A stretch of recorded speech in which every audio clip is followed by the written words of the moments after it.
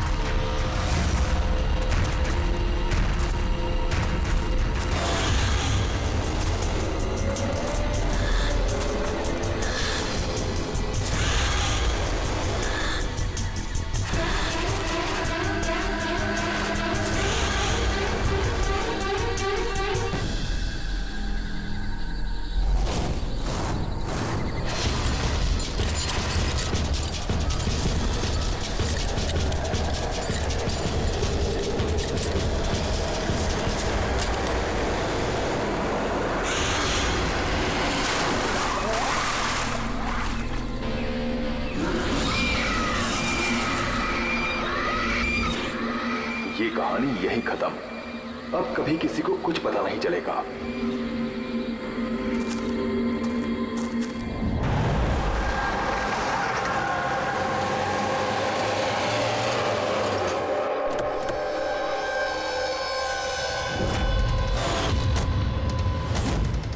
Guys hold on, हो क्या रहा है? कोई मुझे बताएगा?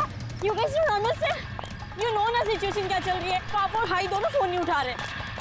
पापा, रे, प्लीज दरवाजा खोलो। करण देखो ना, कोई दरवाजा ही नहीं खोल रहा है। पापा, मिथुन काका, रे, मिथुन काका। Oh my God, रे, oh my bro. He's no more.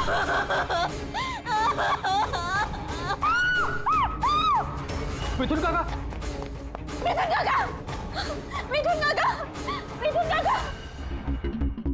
बेहोश।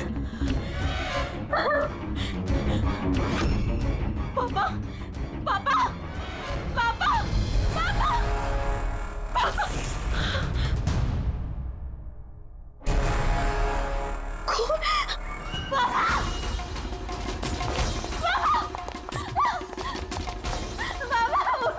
देखो ना जरा पापा को क्या। शीतल अंकल सीधा। प्लीज प्लीज जल्दी डॉक्टर को बुलाओ करो। काम करने जाओ। आरा, पापा, आरा। अंकल डोंट एम्बुलेंस को कॉल करो। एम्बुलेंस को कॉल करो अर्जेंट। शीतल, जब तुम वहाँ खंडाला में थी तब ये सब हुआ? हाँ जी सर, एक्चुअली वहाँ हमारी प्रॉपर्टी को लेके कुछ प्रॉब्लम्स चल रही थी, इसीलिए मैं और करण वहाँ गए थे। करण? जी, ही इज माय लॉयर। अच्छा। सर वो लैंड शीतल के नाम पे थी, इसलिए उसे वहाँ होना ही था। यस सर, बहुत इंपॉर्टेंट मीटिंग थी। आप? शीज तारा, माय असिस्टेंट। हाँ तो शीतल, जब तुम खंडाला में जा रही थी तब घर पर सिर्फ तुम्हारे पिताजी कल्याण जी और तुम्हारा भाई रे और ये मिथुन था, है ना? हाँ सर, एक्चुअली करीब 8 साल पहले एक एक्सीडेंट हुआ था जिसमें पापा की आईसाइट चली गई। पापा देख नहीं सकते और मिथुन काका उनका अकेले ध्यान नहीं रख पाएंगे, इसलिए रे वो यहीं रुक गया। मुझे उन दोनों को अकेले छोड़ना ही नहीं चाहिए था।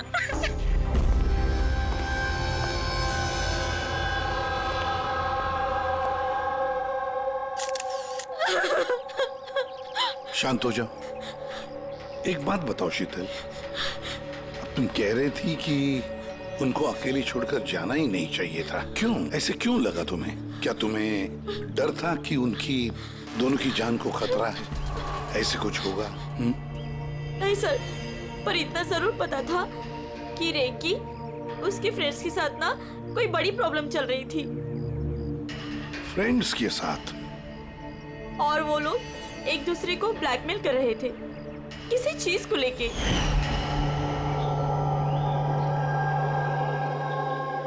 तू ऐसा हम लोग के साथ कैसे कर सकता है? एक बार फिर से सोच ले रे। अगर यही तेरा फाइनल डिसीजन है तो जानता है कि क्या होगा। I don't care. मैं तो सिर्फ सही टाइम का वेट कर रहा हूँ। पर अगर किसी को कुछ पता चल गया तो? तुम पागल हो गई हो क्या? अगर तुम ऐसे बिहेव करती रहोगी तो श्योरली किसी ना किसी को तो डाउट हो ही जाएगा। गाइस, अगर हम कंट्रोल में हैं तो वी आर सेफ। गाइस, तुम लोग अपना देख लो। मुझे ऑनेस्टली नहीं पता है कि मैं क्या करने वाला हूँ।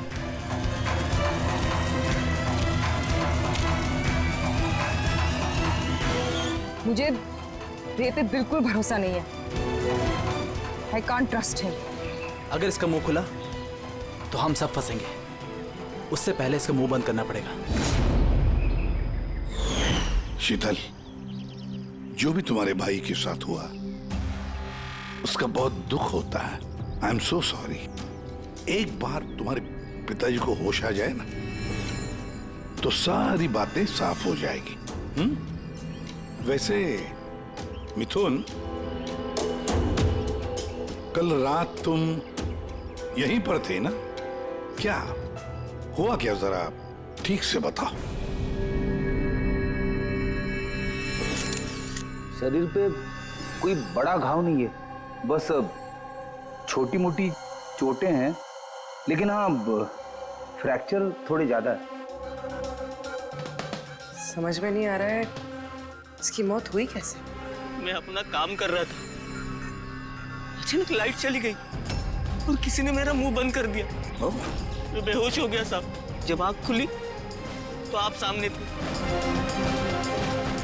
बाकी को कुछ याद नहीं आ रहा सर। ठीक है, रो मत। सर, मौत की वजह तो पोस्टमार्टम के बाद ही पता चलेगी। कुछ समझ में नहीं आ रहा है सर। जिसने भी खून किया है सोच समझ के किया है। बड़ा ही चालाक है खूनी। एक काम करते हैं, इस घर को फिर से अच्छी तरह से चेक करते हैं।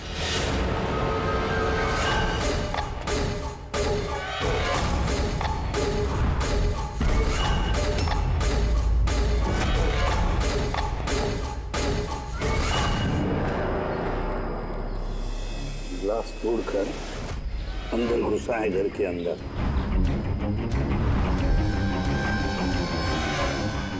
ये देखो, खून लगा है उसका अंदर घुसते वक्त या भाग जाते वक्त।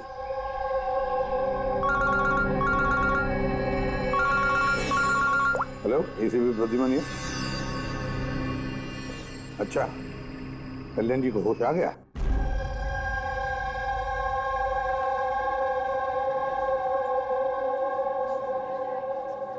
पापा, कल्याण जी, मैं सीआईडी से एसीपी प्रद्युमन। आप मुझे बता सकते हैं क्या हुआ? मैं अपने घर पर था। मुझे तो सिर्फ आवाजें सुनाई देती। रे जोर जोर से चिल्ला रहा था, चीजें यहाँ वहां फेंकी जा रही थी। बहुत शोर था, पता नहीं क्या क्या हो रहा था। और फिर सडनली बाएं हाथ से कोई भाग कर आया और उसने मुझे चाकू मार दिया, शायद बाएं हाथ से। और इससे पहले कि मैं रे को कुछ रे ठीक है? रे ठीक तो है? शीतल, शीतल, शीतल, तुम कुछ बोल क्यों नहीं रही? हे भगवान, हे भगवान। जो भी कुछ हुआ हम उसे बदल तो नहीं सकते, लेकिन जिसने भी आपकी बेटी की जान ली है उसे सजा दिलाने की पूरी कोशिश करेंगे। हाँ कल्याण जी, आपने कहा कि कोई बाएं साइड से आकर उसने आप पर चाकू का वार किया है, लेफ्ट हैंड साइड से। हाँ।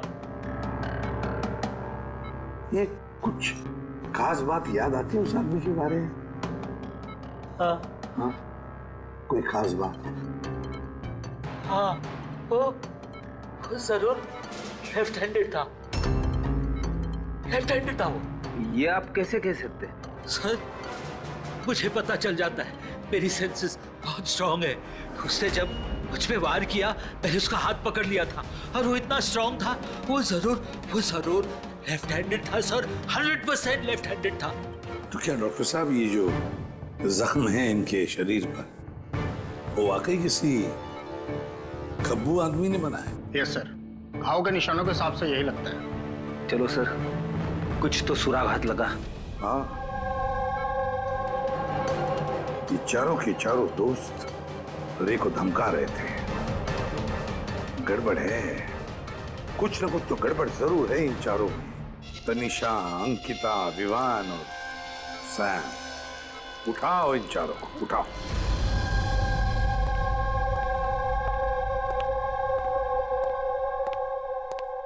नमस्ते सर। आप? मैं सैम का फादर हूँ। पिछले 2 हफ्तों से सैम से मेरी कोई बातचीत नहीं हुई। अब मैं आपको कैसे बताऊं कि वो कहाँ पर है। मैंने उसको कई बार फोन किया, लेकिन उसका फोन ही नहीं लग रहा। मैं तनिषा की माँ। अब उससे फोन करके मैं क्या पूछूं? ये तनिषा ने खुद मुझे कहा था कि वो अपनी हॉलीडे एक्सटेंड कर रही है, कुछ दिन वो फ्रांस में रहना चाहती है। और मैं अंकिता का भाई हूँ, just for name sec. Sir, dad को बातों में फंसाकर 80% प्रॉपर्टी उसने अपने नाम पर कर ली। मैं क्यों फिक्र करूं सर उसके बारे में? सर, मैं अंकिता के बारे में कुछ नहीं जानता।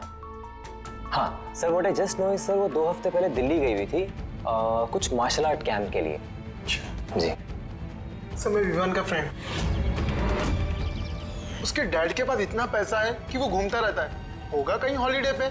मतलब ये चारों पिछले 2 हफ्तों से शहर से बाहर है और आप में से कोई भी उनके टच में नहीं है। ठीक है, थैंक यू वेरी मच। आप लोग जा सकते हैं। अगर जरूरत पड़े तो आप लोगों को हम फिर से बुला लेंगे। Thank you. जरा 1 मिनट,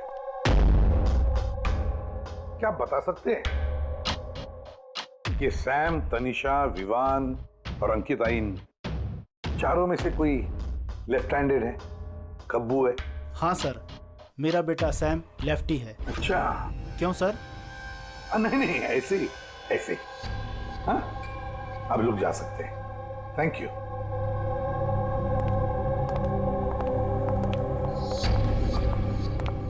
सर, कहीं ऐसा तो नहीं कि इन चारों ने मिलके रे को मार दिया हो सकता है सर, और उसी डर की वजह से ये चारों कहीं ना कहीं जाके छुप के बैठे होंगे। सर, ये चारों की लोकेशन का पता चल गया। सर, कल रात सैम, तनिषा, अंकिता और विवान, इन चारों की मोबाइल लोकेशंस शीतल के घर के 3 किलोमीटर के रेडियस में थी। सैम, तनिषा, अंकिता, विवान, रे, उन पांचों में कोई एक राज छुपा हुआ है। कोई ऐसा राज जो वो पांचों किसी को बताना नहीं चाहते थे। वो राज अपने पास ही रखना चाहते थे। हो सकता है ये रे कमजोर पड़ गया हो, बस तो राज किसी को पता ना चले। रे किसी को ना बताए, इसलिए रे को खत्म कर दिया। ये पता करना होगा सर कि वो कौन सा राज था जिसकी वजह से रे की जान चली गई। सर, एक बात समझ में नहीं आ रही है, ये चारों फरार क्यों हो गए? इन्हें तो खून करते हुए किसी ने देखा ही नहीं। एग्जैक्टली, लाइट चली गई थी सर, और वो कल्याण जी देख नहीं सकते थे और नौकर मिथुन बेहोश पड़ा था, तो वहां से भागकर कोई शक अपने ऊपर ओढ़ के क्यों लेगा? सर, पता नहीं क्यों ऐसा लगता है कुछ मिसिंग है। सर, ट्रेस करना शुरू करते हैं सर। अगर ये शहर से बाहर गए हैं तो किसी railway station, airport, bus station, hotel में तो गए होंगे, तो उनके क्रेडिट कार्ड और डेबिट कार्ड के डिटेल्स निकलवाते हैं। कहीं से भी हो, जहां से भी हो, इन चारों के लोकेशन के बारे में हमें इंफॉर्मेशन चाहिए, जल्द से जल्द। अब बोल सारुण के।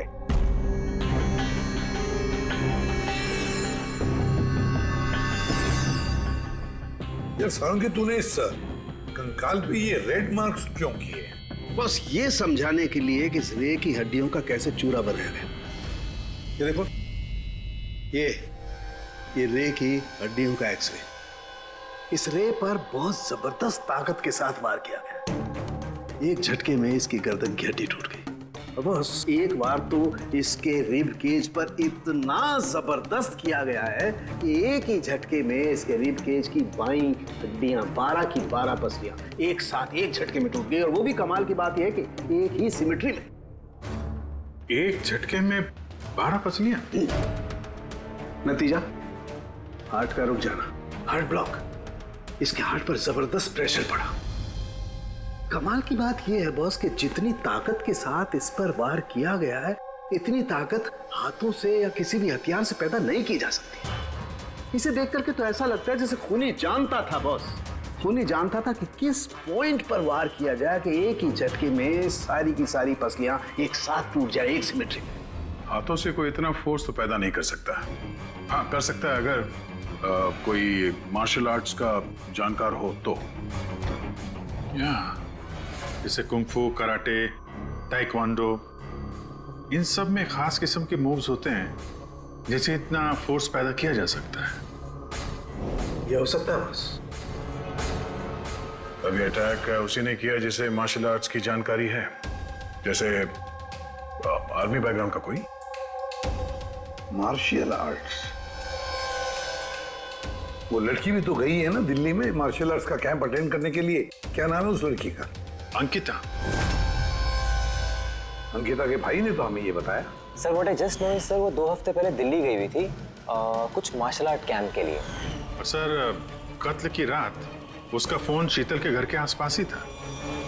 उसी ने किया होगा। सैम के साथ मिलके। कल्याण जी पर जिसने भी चाकू का वार किया था वो आदमी खब्बू था, लेफ्ट हैंडेड। हाँ सर, मेरा बेटा सैम लेफ्टी है। ये हो सकता है क्योंकि शीतल के घर की जिस खिड़की पर से हमें वो ब्लड सैंपल मिला था, उसका डीएनए सैम के डैड के डीएनए के साथ मैच होता है। मतलब सैम वही था और अंकिता भी। बस अब हमें ये पता लगाना है कि ये सैम, तनीषा, अंकिता और विवान इस वक्त है कहां पर। अच्छा, आप कैब ड्राइवर, आप उस वक्त कहाँ थे?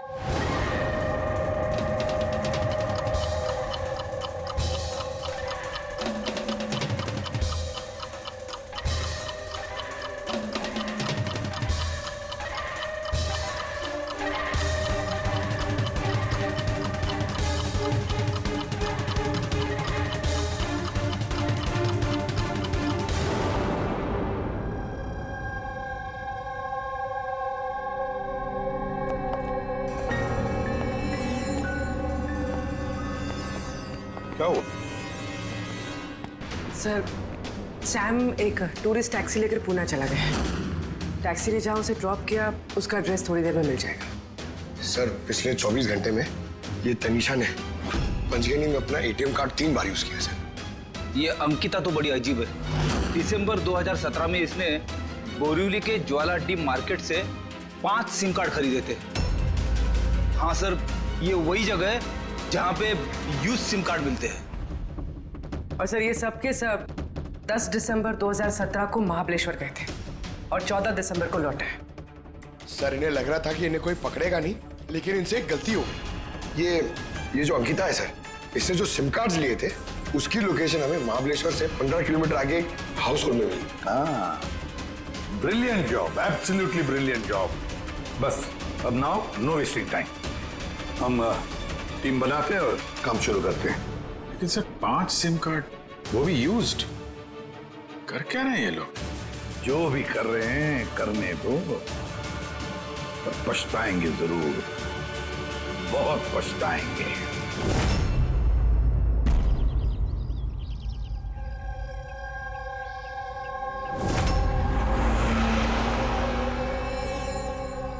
किसका फोन है? किसी विवान का है।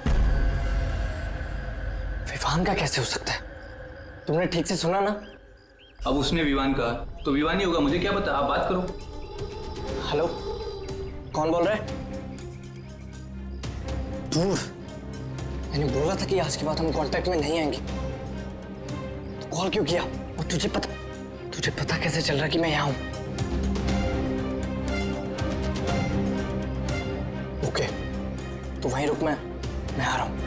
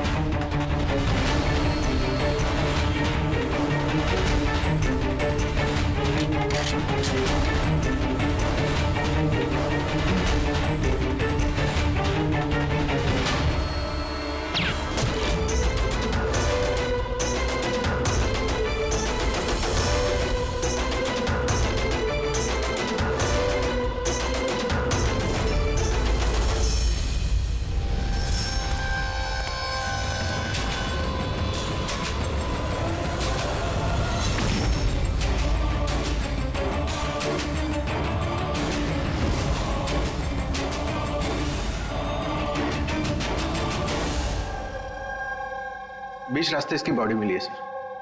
किसी ने दिन दहाड़े भरे मार्केट में गोली मारी है। लॉन्ग डिस्टेंस शॉट था, ऑब्वियसली स्नाइपर होगा। स्नाइपर लॉन्ग डिस्टेंस से गोली चलाई, मतलब किसी को पता भी नहीं चला होगा कि गोली चली कहां से और फिर गोली चलाई किसने।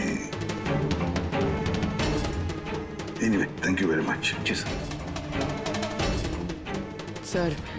सर हम लोग तनीषा तक पहुंचने ही वाले थे कि किसी ने इसे भी मार दिया।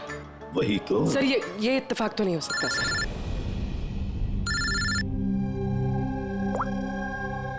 हेलो, क्या? ठीक है। क्या हुआ? सर, पुणे पुलिस स्टेशन से फोन था, किसी ने सैम को मार दिया। What? Oh my God. Sir, वो जिस लॉज में रुका था उसी लॉज के पास। सर, ये जरूर विवान और अंकिता का ही काम है। ये कोई सीक्रेट है जिसे छुपाने के चक्कर में ये लोग आपस में एक दूसरे का खून कर रहे हैं। अपनी जो भी है उसे पता कैसे चलता है कि हम किसके पास जाने वाले हैं? 4 में से 2 बच गए हैं, विवान और अंकिता।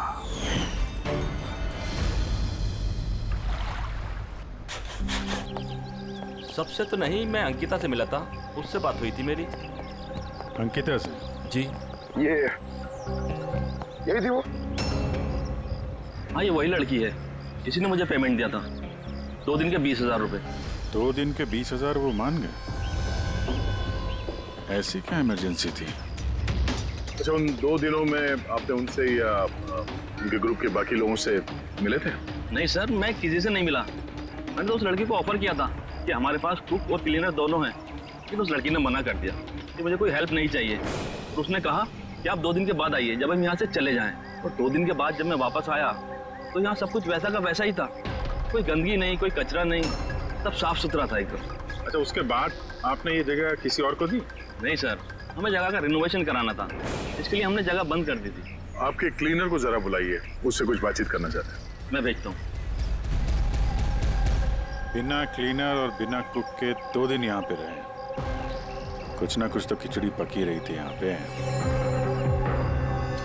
ये कॉटेज की सफाई तुम्हें करते हो? जी सर। चलो।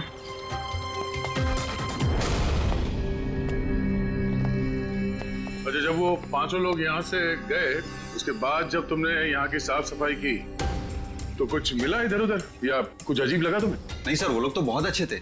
जाने से पहले पूरी जगह को एकदम चकाचक साफ करके गए। पता नहीं कौन सा साबुन, क्या डिटर्जेंट यूज किया, पूरा घर चमका दिया था।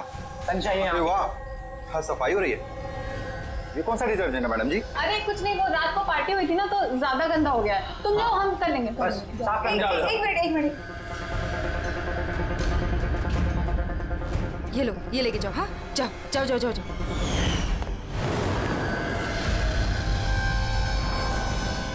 बहुत महंगी है सर, मैंने तो पहनी नहीं कभी, वरना लोग कहते हैं चोरी की। महंगी तो है, पर फिलहाल ये महंगी घड़ी हमारे पास रहेगी। जी सर। आइए, आप लोग आइए।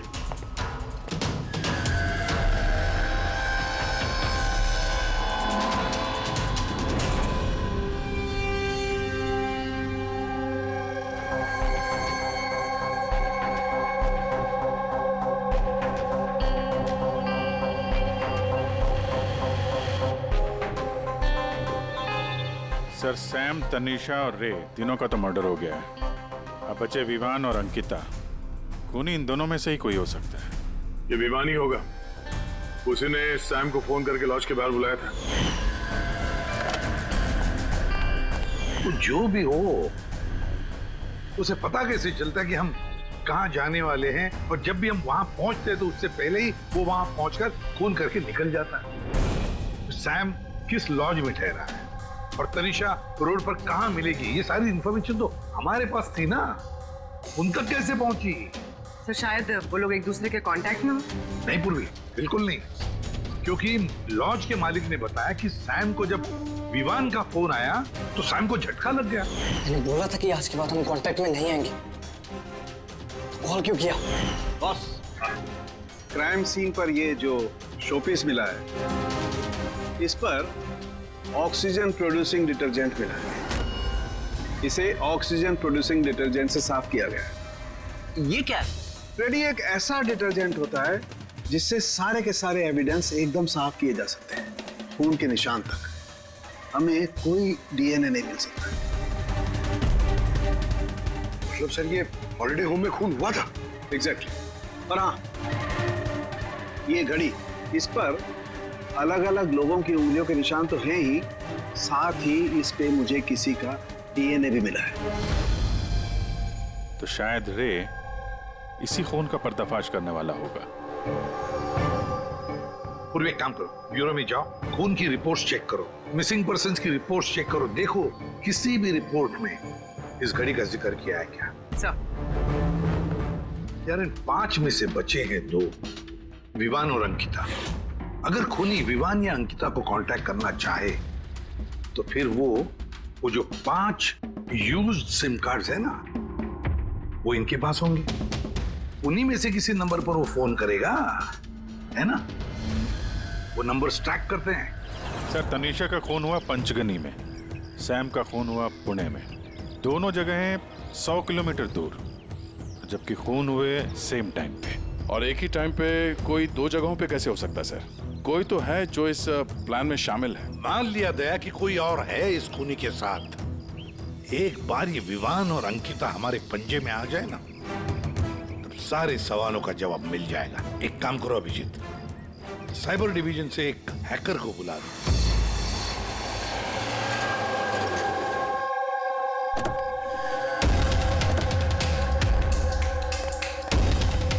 इसमें पूरे पैसे है ना?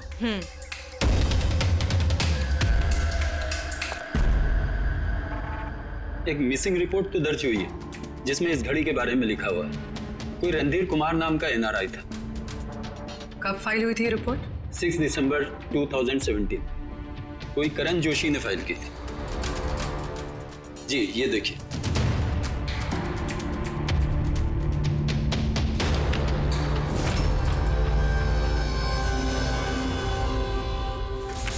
Thank you.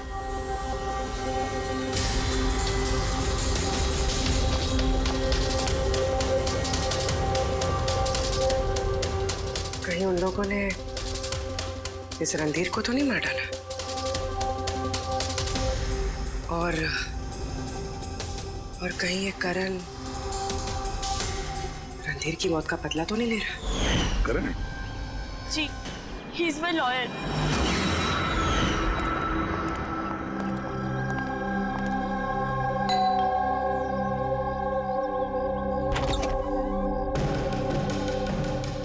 Good to see you. I hope इसमें पैसे पूरे हो गए। हाँ पूरे पैसे हैं। आओ अंदर। देखो हम लोग जहाँ भी जाते हैं उससे पहले खुनी को कैसे पता चल जाता है? मे बी आप लोगों की लोकेशन कोई ट्रैक कर रहा था। You mean GPS tracker? जी। Cell phone? Yes sir. एक काम करो, जरा हमारे सेल फोन चेक करो।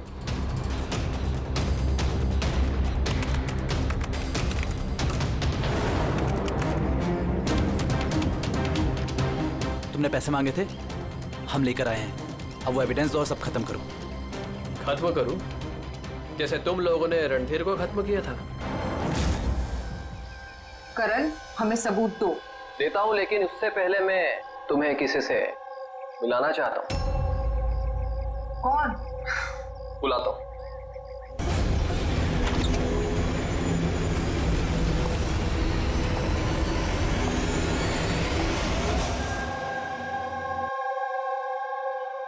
सर देखिए, आप लोगों के फोन हैक्ड हैं। व्हाट? हैक्ड? पर कैसे? आपके फोन में हिडन स्पाईवेयर है जिससे आपके सारे ईमेल्स, कॉल, मैसेजेस, सब चीजों को ट्रैक किया जा रहा था। लेकिन हमारे फोन हैक कौन कर सकता है और कब किए होंगे? फोन तो ज्यादातर हमारे साथ ही रहते हैं। एक minute Abhijit, I see you. हमारे फोन्स को उसी वक्त उसने हैक किया है। और अभिजीत सर, दया सर, आप दोनों के फोन को शायद उसने एसीपी सर के फोन से हैक कर दिया होगा।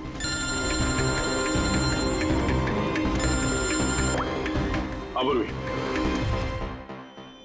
करण मरने वाले से रिलेटेड है?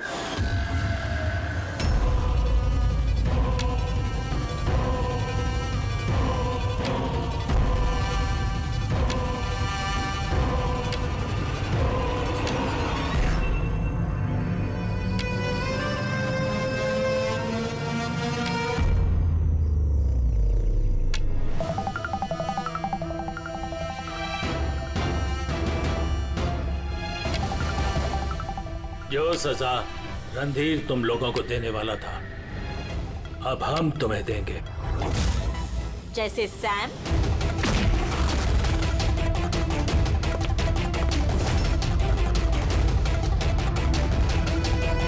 तनिषा और रे को दी। अब तुम दोनों की बारी है। तभी रणधीर की आत्मा को शांति मिलेगी। इसी घर में मारा था ना तुमने रणधीर को?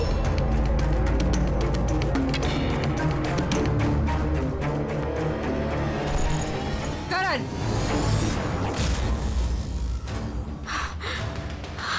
तुम्हारे पास कोई सबूत नहीं है ना? तुमने हमें फंसाया है ना? हाँ?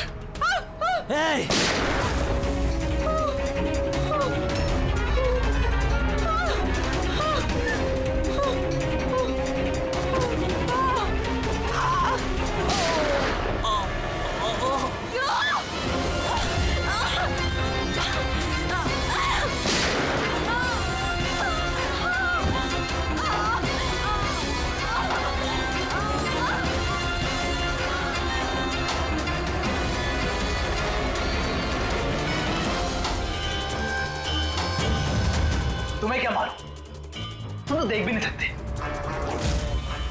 पर मानना तो पड़ेगा। बस यही प्रॉब्लम है आजकल के तुम जैसे नौजवानों की।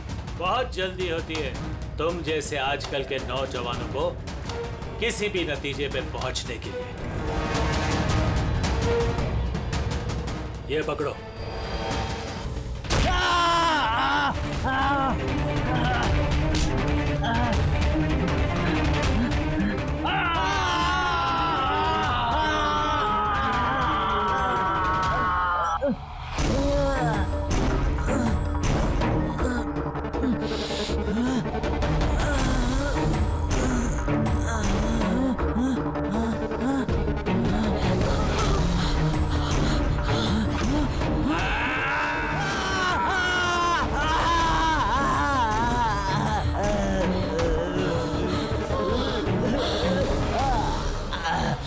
शीतल बेटा, तुम ठीक तो?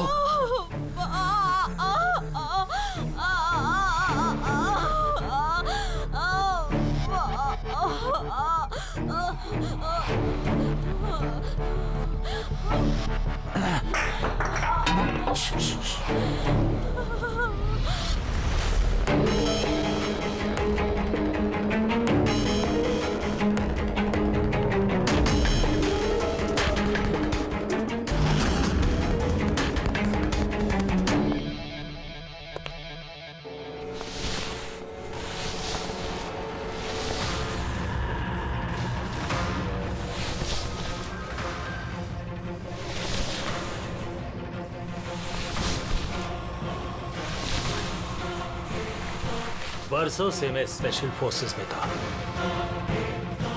दुश्मनों को तो मैं चुटकी भर में सूंघ कर निकाल देता था। फिर तुम तो बच्चे हो।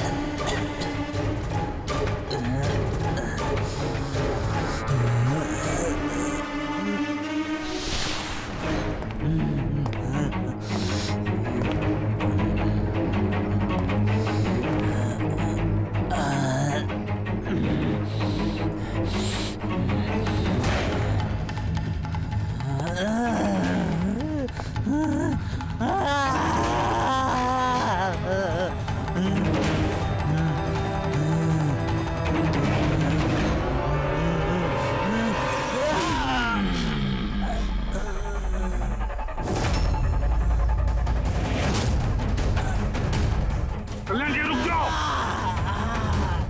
छोड़ो उसको। मैं तो अंधा हूं ऑफिसर, लेकिन आप देखकर बताइए कि मैंने उसका सारा शरीर बेकार कर दिया है या नहीं, या तुम एक और।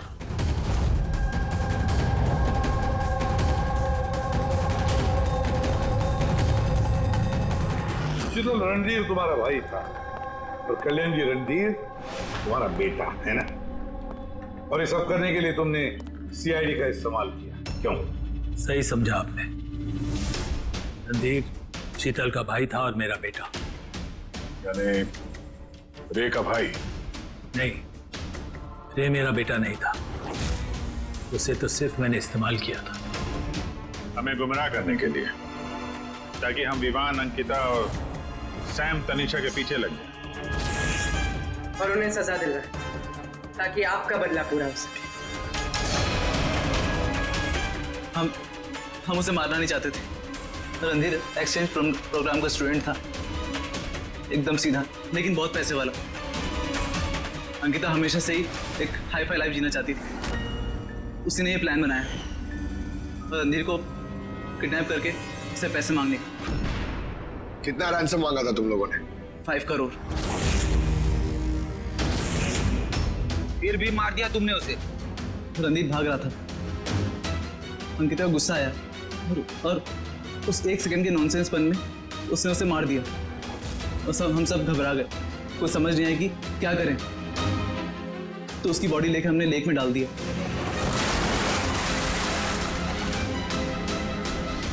रे को ये बात हजम नहीं हुई है और यहीं पर तुम्हारा प्लान गड़बड़ हो गया। सर, वो रणधीर की इंडिया में सारी रिस्पॉन्सिबिलिटी मेरी थी। कल्याण अंकल और शीतल तो न्यूयॉर्क में थे, लेकिन रणधीर का केयरटेकर मैं यहाँ था। इन लोगों को पैसा देने के बाद भी इन्होंने रणधीर को नहीं छोड़ा, मार दिया। तो मैं घबरा गया, मुझे कुछ समझ नहीं आया। फिर एक दिन रे का कॉल आया। मुझे बिलीव नहीं हो रहा है कि हमने उसको। I'm sorry uncle. कुछ नहीं होगा तुम्हें। तुम सिर्फ हमें बता दो कि बाकी के दोस्त लोग कहाँ हैं। अंकल वो सब बाहर चले गए। जब तक ये रणधीर का केस सॉल्व नहीं हो जाएगा ना अंकल वो वापस नहीं आएंगे। कहाँ है वो? मुझे उस बारे में कुछ भी नहीं पता। रे तो हमारे पास था ही, बस उन चारों को पकड़ना था, और ये काम हम अकेले नहीं कर सकते थे। तो इसीलिए तुमने हमारा इस्तेमाल किया, क्यों? रे से सारी इंफॉर्मेशन निकालने के बाद तुम लोगों ने उसे एक दर्दनाक मौत दी, ताकि हम लोग वो केस इन्वेस्टिगेट करें और ये सारी कहानी निकल के सामने आए। साथ में हमें सारे एविडेंसेस दे दिए, उन चारों के मोबाइल नंबर्स, और सैम जिस पैथोलॉजी लैब में काम करता था वहां से उसके ब्लड सैंपल मंगवा लिया। हम सबके फोन्स हैक किए। काफी अच्छी प्लानिंग थी। लेकिन एक बात भूल गए तुम, सजा देने का काम तुम्हारा नहीं, कानून का है। रणधीर की मौत का बदला तो तुमने ले लिया, लेकिन सजा अपने आप को दी है, अपने आप को। For more updates, subscribe to our channel, click the show links and enjoy watching the videos.